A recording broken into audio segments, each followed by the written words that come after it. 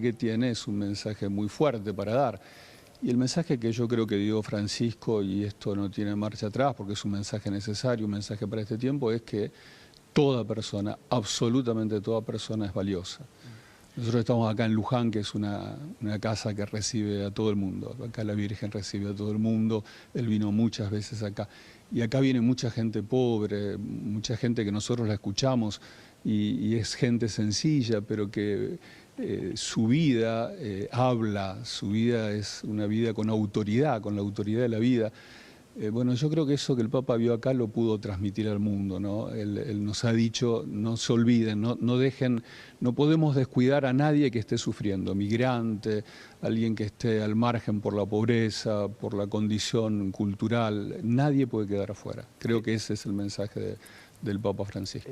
¿Hay un antes y un después del Papa Francisco en la Iglesia? ¿Es de alguna manera un relanzamiento? ¿Hay una nueva Iglesia a partir, insisto, de la figura de Francisco, de Jorge Bergoglio?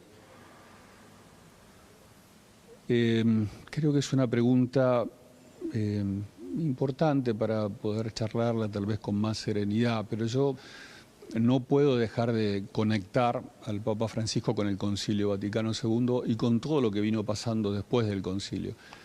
Posiblemente el Papa Francisco aceleró ese camino conciliar. El camino conciliar fue justamente esto, ¿no? El de reconocer que la Iglesia no puede estar separada de la realidad del mundo, tiene que estar en diálogo. Y en un diálogo que además tiene que reconocer el valor, lo valioso que hay. Entonces yo creo que el Papa fue un hombre que esto lo supo transmitir con su palabra, con su mensaje, con su doctrina y también con su presencia, con su forma. Vos pensás que es un Papa que dijo, bueno, no nos olvidemos de los que viven en las periferias existenciales, y todos sus viajes apostólicos fueron viajes a la periferia.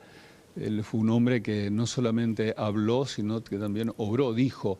Yo creo que vamos a tener que estar atentos como legado a los gestos de Francisco, que estoy seguro que van a aparecer muchos que no son conocidos, que son desconocidos, pero que son muy potentes, ¿no? Te insisto con eso que vos decías. Perdón. No, si la periferia será el nuevo centro. Yo creo que ya lo es. Yo creo que sí, que en la iglesia de Francisco, que es la iglesia católica, la iglesia del concilio, esto es una realidad. Pero porque en la periferia está la persona, y especialmente la persona que sufre. En el fondo, toda persona es valiosa. En un mundo que descarta, que puede descartar, en un mundo que margina, bueno, el mensaje de Francisco, proféticamente hablando, le guste a quien le guste, de izquierdas, de derechas, de arriba, de abajo, del centro, de la periferia, él se encargó de transmitir que la persona es lo valioso y nosotros no podemos desconocer cada persona. Cada persona es una palabra de Dios para el mundo, incluso los que están por nacer, incluso los viejos, los ancianos, que muchas veces nosotros tenemos la tentación de, porque ya no son productivos, dejarlo al margen. Bueno, el Papa fue un hombre que puso en el centro a la persona. Creo que la periferia es la persona. Creo que el gran mensaje del Papa Francisco es que toda persona es valiosa. Arzobispo, muchísimas gracias por estos minutos con Más Data a la Tarde. Gracias, Ramiro, también. Gracias, recemos por Francisco, que lo pidió. Como siempre dijo, recen por mí desde el primer día de su papado.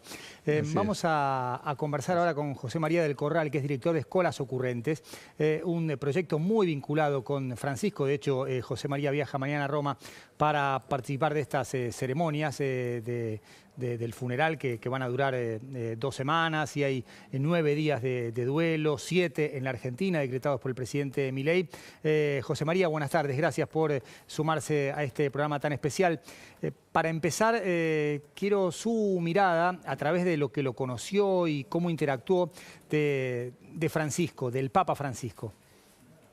Gracias, Juan Pablo, gracias por llamar. Yo me vuelvo mañana para Roma. Había venido a Argentina a pasar la Pascua con mi familia y nuevamente me sorprendió, porque cuando decían que moría, no murió, y se murió en el momento que no esperábamos que se muera. Así que bueno, son sus travesuras que la hizo hasta el final.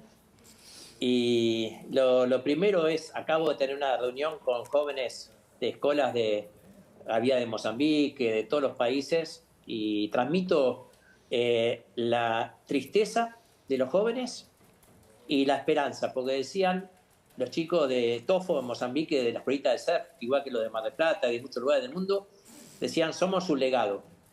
Y nosotros estamos vivos, y si estamos vivos nosotros, está vivo Francisco.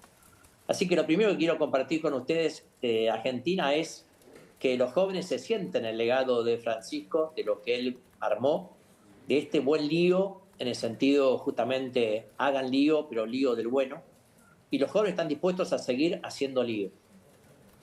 José María, mucha gente que lo conoce a Bergoglio y conoció, por supuesto, a Francisco durante su papado, me habló de la palabra pastor para definirlo. Recién el arzobispo de Mercedes, Luján Mercedes, nos decía, fue un profeta, pero no en el sentido de profetizar desde las predicciones, sino desde ese rol más llano.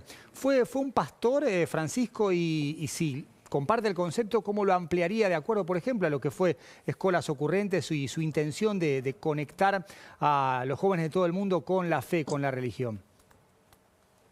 Perdón que primero te voy a responder de manera autorreferencial.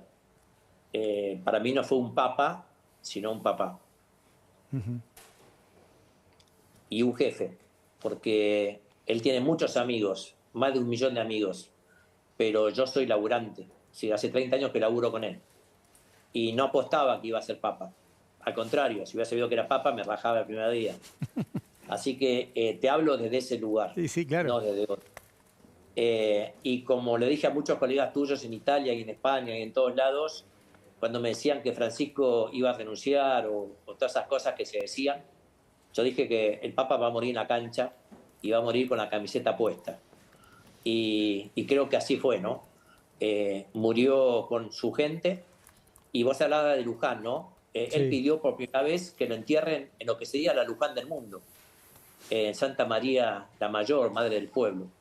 Así que fíjate qué loco, ¿no? Porque a este Papa no va a estar en San Pedro, va a estar en la casa de la Virgen del Mundo, en la Luján del mundo. Así que qué lindo, ¿no? Solamente un Papa argentino podía hacer esas locuras. A 80 metros de suelo argentino, Claro. porque atrás está justamente la embajada. Claro. Tal cual, totalmente. Le decía recién a otro periodista de otro club de fútbol que murió con la camiseta argentina puesta, ¿no? Y creo que nos llevó a un mundial que no nos imaginamos todavía. El tiempo va a decir, Sí. Argentina con él he jugado un mundial que no tiene antecedentes en la historia.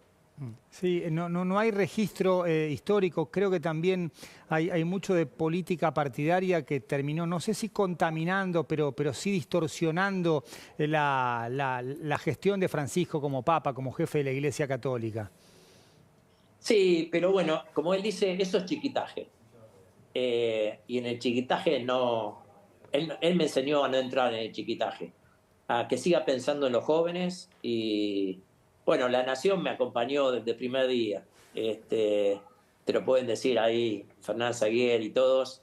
Cuando yo empecé con las escuelas de vecinos, juntando chicos de escuelas públicas y privadas en medio de la crisis del 2001, y que Bergoglio me empezó a apoyar, mientras que otros decían que, al contrario, que no había que juntar a unos con otros.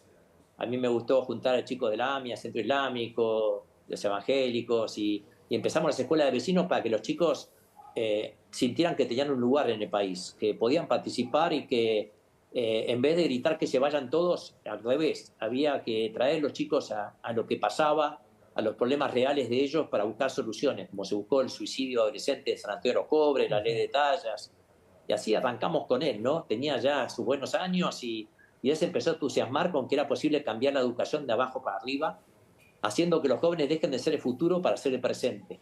Y este es el legado que hoy tenemos con Francisco. Y nada, yo hoy también decía tempranito, lloré, por supuesto, mucho, cuando mi hijo me despertó a las 5 de la mañana con esa noticia desde Roma. Pero decía, qué lindo, ¿no? Porque el domingo dijimos Cristo resucitó. Y hoy podemos decir Francisco resucitó. José María, ¿nos podrías contar un poco cómo era la relación del Papa con los jóvenes? Porque era muy intensa, ¿no? Era terrible, no intensa, terrible. Te lo pueden decir todos los vaticanistas. El Papa llegaba a los encuentros con los jóvenes que hacíamos y le cambiaba la cara. Y entre los gendarmes, todo esto te lo puedo decir adentro, decían, uy, entró con los jóvenes de escuelas, chau, no hay más tiempo. Ya se rompía la agenda, se rompían los horarios y estaban todos entregados. Decían, ya está. Y yo siempre digo, era como el abuelo que se encontraba con la familia grande, con todos los nietos. Y fíjate lo que pasó en Indonesia. Cuando fue a Indonesia y se encontró con los chicos que inauguramos la comunidad de escuelas, la que le habló era una musulmana y ella decía, yo soy escolas, no es que me invitaron. Y terminaron hablando de que el Papa le había devuelto un sentido y se abrazó, y lo abrazó y lloraron. Y esa imagen de la musulmana abrazada con el Papa en medio de tantos chicos en Indonesia, y el Papa diciéndole, qué audaz que sos, gracias porque te animás a hablar desde el corazón y no desde la cabeza, no desde la ideología, habló desde el corazón. Y creo que este Papa realmente es un líder auténtico para los jóvenes, porque lo ven coherente, justamente al revés de la mirada del chiquitaje, lo ven como un líder coherente.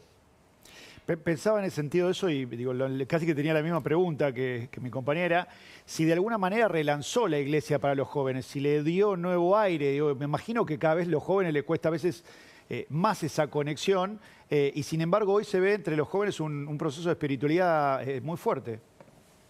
Sí, totalmente. Y te diría que relanzó no la iglesia para los jóvenes, sino el sentido a los jóvenes. Es decir, no importa si sos o no de la iglesia, si sos o no creyente. A los jóvenes les dijo, toda vida tiene un sentido. Y ustedes tienen un sentido.